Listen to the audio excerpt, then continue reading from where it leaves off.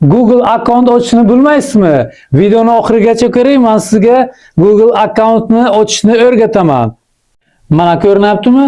Google accountga kirdik, fotoni Sazdat account bosamiz. Keyin imya joyiga ism yozamiz. Mana ko'rishlaringiz mumkin, nom yozdik. Endi daleni bosamiz.